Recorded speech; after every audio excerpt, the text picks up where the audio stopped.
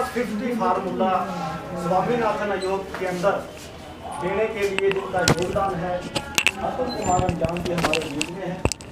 साथ में प्रबल प्रताप सिंह जी, वो भी किसान यूनियन से जुड़े हुए हैं, और हातमजीत सिंह जी, वो भी संयुक्त मोर्चा के नेता हैं, किसान यूनियन से जुड़े हैं, वो हमारे बीच में हैं। तो अतुल अंजान जी जो है वो आज यहाँ पे पहुँचे हैं, तो वो एक प्रेस कॉन्फ्रेंस के माध्यम से अपनी बात रखेंगे। जो भी आप सवाल करना चाहें वो कर भी सकते हैं। धन्यवाद मित्रों। भारत का किसान आंदोलन एक नई बुलंदियों पर बढ़ता चला जा रहा है। दुनिया के इतिहास में ऐसा आंदोलन नहीं रहा।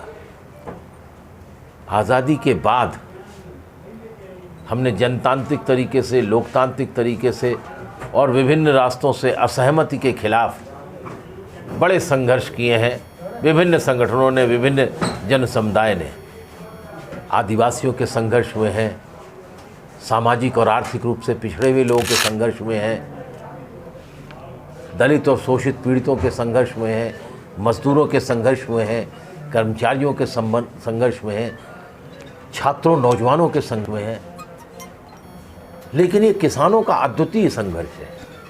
बड़े बड़े किसान आंदोलन पहले भी हुए हैं, ऐसा नहीं है, इससे बड़े भी हुए हैं। बोट क्लब पर लाखों लाख लोग, उस जमाने में कहा जाता था कि 40 लाख लोग इकट्ठा हुए। लेकिन ये 9 महीने का आंदोलन कुछ कह रहा है। ये सरकार नहीं समझ रही।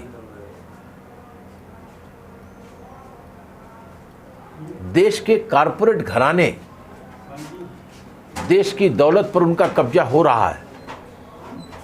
मोदी जी की सरकार नोटबंदी से शुरू होकर के और जीएसटी लाते लाते सारी अर्थव्यवस्था को पटरी से उन्होंने उतार दिया। ये देश के अंदर जो टोल खुले हुए हैं, ये टोल किसके हैं? ये एक घरानों के हैं, 2 घरानों के हैं। मैं एक सवाल पूछता हूं, हम लोग जब गाड़ी खरीदते हैं, मोटरसाइकिल खरीदते हैं, कार खरीदते हैं, तो रोड टैक्स देते हैं। रोड टैक्स किस लिए? कि रोड बने, उसी का तो टैक्स है। तो फिर ये जीएसटी, तो फिर ये टोल प्लाजा किस बात का?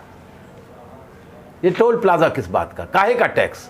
ये वसूली के नए अड्डे हैं। और मैं हरियाणा के किसानों को मुबारकबाद देता हूं कि हरियाणा में उन्होंने, पंजाब में उन्होंने पूरे टोल समाप्त कर दिए। ये आंदोलन और आगे बढ़ेगा। आप मोदी जी, देश नहीं बिकने दूंगा, और अब कह रहे हो मैं देश बेचकर दम लूंगा।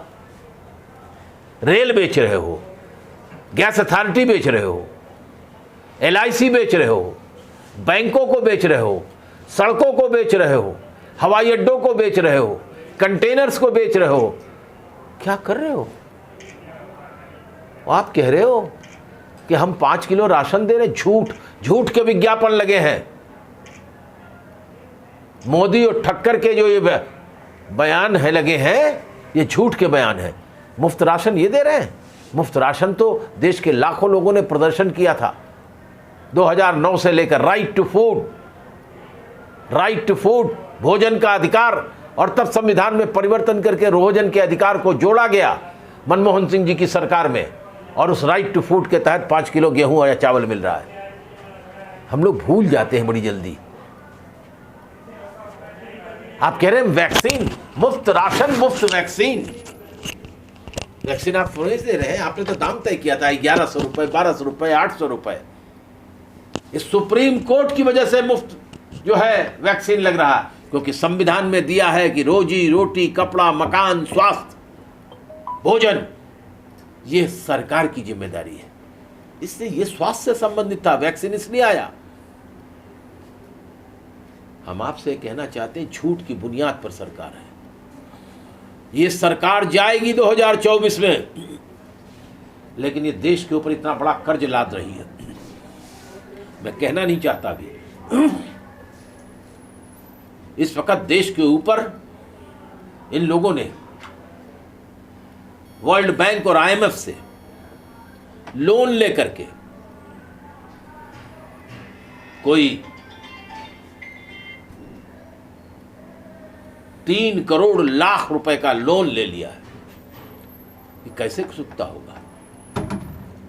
हम लोग हर साल मोदी जी के इस 5 साल के दौर में जो उन्होंने विश्व बैंक और अंतर्राष्ट्रीय मुद्रा कोष और विदेशी बहुराष्ट्रीय कंपनियों और एशियन डेवलपमेंट बैंक से जो लोन लिया, उसके चलते 1.5 लाख करोड़ रुपए का हर साल हम लोग ब्याज ज्यादा कर रहे हैं, ब्याज अदा कर रहे हैं। कौन इसको देखेगा? यही बात हम कहना चाहते हैं।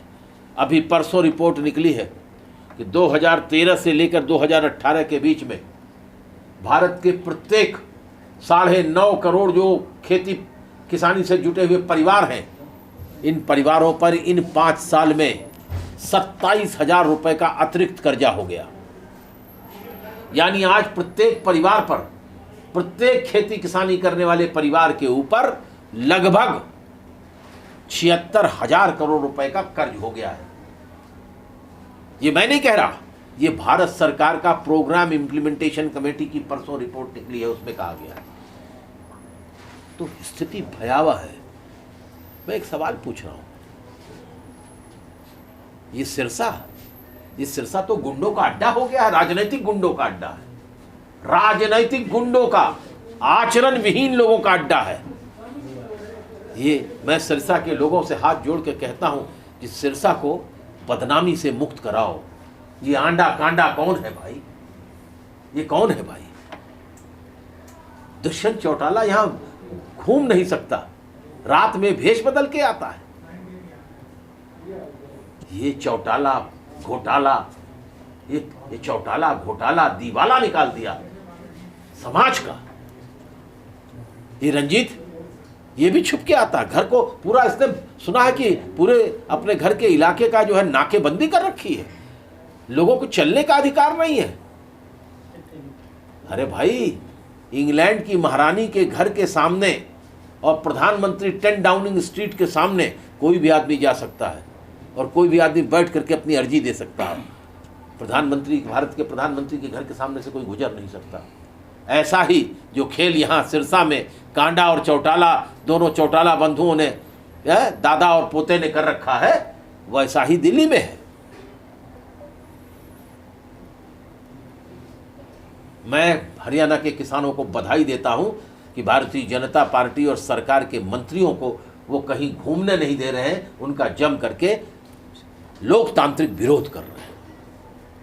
और मैं फिर सरकार को बड़े कड़े शब्दों में भी कहना चाहता हूं कि लोकतांत्रिक विरोध के अधिकार का प्रयोग करते करते अगर आप लोगों के ऊपर राष्ट्रद्रोह का मुकदमा लगाओगे, कितने 30,000 35,000 मुकदमे, अगर 35,000 मुकदमे आपने लगाए हैं तो वो दिन भी याद रखिए कि अगर ये 35,000 लोग सड़क पर आ गए तो आपकी राज व्यवस्था नहीं चलेगी। कोई मशीनरी इनके ऊपर, कोई कानून की धारा नहीं लगा सकती। आज हमको तो लग रहा है कि वो दिन आने वाला कि हरियाणा के लोग ढूंढ ढूंढ के बलात्कारियों को पीटेंगे और मार देंगे जान से। मैं ऐसे शब्दों का प्रयोग कर रहा हूं। इसलिए जरूरी है कि लोकतांत्रिक व्यवस्था के चलते जो अधिकार लोगों के हैं वो उनको उनके मिलने चाहिए। हमने तय किया है कि 3 काले कानूनों को जब तक वापस नहीं लिया जाएगा, देश भर में यह आंदोलन चलता रहेगा। जब तक न्यूनतम समर्थन मूल्य के ऊपर सारे किसानों की उत्पादन की खरीदारी नहीं होती और उसे कानूनी दर्जा नहीं दिया जाता, आंदोलन जारी रहेगा। ये बिजली बिल 2020 वापस नहीं होगा तो आंदोलन हमारा चलता। बिजली बिल 2020 नहीं वापस होगा तो जानते क्या है, 18 रुपये यूनिट बिजली मिलेगी और सारे राज्य के बिजली बोर्ड ये निजी हाथों में दे दिए जाएंगे। अभी भारत का नेशनल मोनेटाइजेशन पाइपलाइन बना है, राष्ट्रीय अर्थव्यवस्था को सुधारने की नहीं, उसमें जानते क्या है, 26,000 किलोमीटर, जरा गौर कीजिए, 26,000 किलोमीटर राष्ट्रीय राजमार्ग, राज्य के राजमार्ग जो हमारे आपके पैसों से बाप दादाओं ने बनवाए हैं, वो निजी हाथों में चले जाएंगे। सड़क पर साइकिल लेकर चलना दूभर हो जाएगा, उसका भी टैक्स देना होगा। ये क्या हो रहा है मोदी जी? मैं देश बिकने नहीं दूंगा या देश बेच के दम लूंगा। अभी और 22 एयरपोर्ट बेचने का फैसला हो गया, 8 वैसे ही 7 बेच दिए हैं। अभी लेटेस्ट अडानी के हाथ बंबई का छत्रपति साहू जी महाराज, छत्रपति शिवाजी महाराज के नाम पर जो एयरपोर्ट है वो बेच दिया अडानी के हाथ। सारे बंदरगाह बेच दिए। ये जो कानून है तीनों, ये कानून अगर लागू हो गए काले कानून, तो पब्लिक डिस्ट्रीब्यूशन सिस्टम, सार्वजनिक वितरण प्रणाली खत्म हो जाएगी। गन्ने का रेट नहीं मिल रहा, और सार्वजनिक वितरण प्रणाली जब खत्म हो जाएगी तो न चीनी मिलेगा, न गेहूं मिलेगा। और इस देश के अंदर लाखों करोड़ों लोग, आज कितने करोड़ लोग हैं, अभी बड़ा विकास की बात करो, 40 करोड़ लोग गरीबी की रेखा के नीचे हैं, उनको राशन नहीं मिलेगा। इसलिए हमारी लड़ाई इंसाफ की लड़ाई है, हमारी लड़ाई नए भारत को बनाने की लड़ाई है, हमारी लड़ाई जनतांत्रिक अधिकारों को स्थापित करने की लड़ाई है, हमारी लड़ाई देश की एकता को बनाए रखने की लड़ाई है। हमने बहुत बहुत गुनाह देखे हैं भाई इस देश में। एक इंदिरा गांधी जी की हत्या के बाद हमने एक धर्म विशेष के खिलाफ अभियान चला करके हजारों हजार लोगों को मार दिया। भूल गए कि आज़ादी की लड़ाई में अगर सबसे ज़्यादा अंग्रेजों ने किसी एक व्यक्ति को, एक समुदाय और एक जाति विशेष, धर्म विशेष के लोगों को फांसी पर चढ़ाया था तो सिख समुदाय के लोग थे। आज हम प्रधानमंत्री जी हिंदू मुसलमान कर रहे हैं हर बात में। निकाल दोगे इस देश से, देश में के मुसलमानों को? कहीं रहोगे? सारी दुनिया में तालिबान की परेशानी हो रही है। ये जमाना लोकतंत्र का है। साइंस और टेक्नोलॉजी ने नौजवानों के दिमागों को खोल दिया है। हम सब लोग अपने अपने धर्म का पालन करें, लेकिन किसी धर्म के खिलाफ धर्म युद्ध करने की जरूरत नहीं है। इसलिए भाई ये क्या हो रहा है? हिंदू मुसलमान है, हर चीज में हिंदू मुसलमान। वोट है, वोट की मशीन हो गई हिंदू मुसलमान है। सब चीज निकाल बाहर करो, किसको किसको निकालोगे?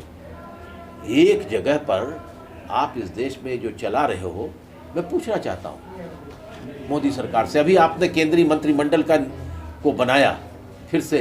ये जो रविशंकर प्रसाद, रविंद्र वो जावड़ेकर और डॉक्टर हर्षवर्धन देश के, इनको क्यों निकाला आपने? ये तो क्या ये बेईमान थे? क्या ये पेगासिस से जुड़े हुए थे? क्या ये बदतमीज थे? क्या ये अकर्मण्य थे? देश को बताओ ना, क्यों मंत्रिमंडल से हटाया इन लोगों को, 12 लोगों को? कुछ नहीं बताते, बस खाली रोज नया 3 दिन में 3 बार कपड़ा पहनते हो, 3 बार कपड़ा पहनते हो, बदल के चले आते हो है? इसलिए ये लड़ाई किसानों की, सिर्फ किसानों की नहीं है, ये नौजवानों को रोजगार की लड़ाई है। सरकारी कर्मचारियों के को जो छटनी हो रही है उसके खिलाफ लड़ाई है। ये महिलाओं के आत्मसम्मान को बनाए रखने की लड़ाई है। ये लड़ाई भारत की दौलत को बचाए रखने की लड़ाई है। मैं आपको बता रहा हूँ कि देश कंगाल हो गया, अंदर से खोखला हो गया है। सब चीज़ तो बिक रही है, अब कुछ पैसा बनना ही रहा है तो सब बेचो। LIC 5000 करोड़ से जवाहरलाल नेहरू जी ने शुरू की थी, और आज ये कोई 20 लाख करोड़ से ऊपर इसके संसाधन है। आज आप उसको बेचें, 10% बेच दिया आपने। तो हम ये कह रहे हैं कि देश बेच करके सरकार चलाना चाहते हैं। इससे पहले कि पूरा देश बेचे, हम इस सरकार को उखाड़ फेंकने के लिए जनमानस तैयार कर रहे हैं। अब हिंदू मुसलमान के नाम पर वोट लेने से कुछ नहीं होगा। अभी राम मंदिर बना नहीं, आप मथुरा की तरफ बढ़ गए, अब आप जाएंगे बनारस की तरफ बढ़ेंगे। अरे भाई ठीक है, धार्मिक स्थल बहुत है, क्या इस देश में सिर्फ यही सवाल है? बेकारी का सवाल नहीं नौजवानों का। इसलिए हम आपसे ये कहना चाहते हैं कि हमारी लड़ाई ईमानदार की लड़ाई है, ये बेईमानों के खिलाफ, ये निर्धन की लड़ाई है धनवानों के खिलाफ, ये अपने देश की हिफाजत की लड़ाई है, अपने आन बान और शान को, बाप दादाओं की जमीन को बचाने की लड़ाई है। धन्यवाद। अतुल जी, कल करनाल में आपकी एक अहम बैठक थी अपने अधिकारियों की, तो दो फैसले लिए गए, एक तो जो दो किसान की जिनकी डेथ हुई थी उनके परिवार को सरकारी नौकरी दी जाएगी, और एक जो एसडीएम है आयुष सिन्हा उनके खिलाफ न्यायिक जांच के आदेश दे दिए सरकार ने। तो इस फैसले को आप किस नजरिए से देखते हैं और आगे क्या रणनीति रहेगी? देखिए, इस सवाल के ऊपर बड़ी लंबी लड़ाई चली 3-4 दिन तक, और हमें मालूम है कि ये सरकार क्या चाहती है। आयुष सिन्हा जो है वो भारतीय जनता पार्टी और आरएसएस के एक बड़े नेता का भतीजा है। वो आईएएस अफसर है और सारी दुनिया ने और देश ने देखा है कि वो कह रहा है कि ब्रेक देयर हेड्स। क्या लोकतंत्र में अधिकारियों को इतना अधिकार दे दिया गया है? इसीलिए ये लड़ाई थी। मुझे उम्मीद है कि अब ज़्यादा कुछ नहीं कहें। हम लोग ने कहा न्यायिक जांच होगी। हमें लगता है कि इस न्यायिक जांच से ये भी साबित हो जाएगा कि न्यायिक व्यवस्था इस देश में ठीक चल रही है, ये न्यायिक व्यवस्था भी सरकार के हाथों गिरवी हो गई है। ये फैसला है और ज़्यादा कुछ हमको कुछ नहीं कहना है। जो फुटेज निकले हैं आप लोगों ने दिखाए हैं, टेलीविज़न ने, अखबारों ने जो दिखाया, बोल आज अखबारों के भी साख का सवाल खड़ा हो गया है, इलेक्ट्रॉनिक मीडिया की भी साख का सवाल खड़ा हो गया है कि जनता के सवालों को अगर आप उठाते हैं तो सरकार उसे किस तरह से देखती है और न्यायिक व्यवस्था किस तरह से देखती है। बाकी जो किसान मरे हैं काजल जी, उनके परिवार के साथ हमारी सहानुभूति है। हम उनको वापस तो नहीं ला सकते, लेकिन उनके परिवार को कुछ सहयोग सरकार के ही पैसे से, सरकार का नहीं है, ये हमारे आपके पैसे से उनको नौकरी मिलेगी, देखा जाएगा। 1 महीने तक अब हरियाणा की सरकार तो है ही है कटघरे में, अब देश की न्यायिक व्यवस्था के सामने भी लोगों के विश्वास की कहानी दरपेश है।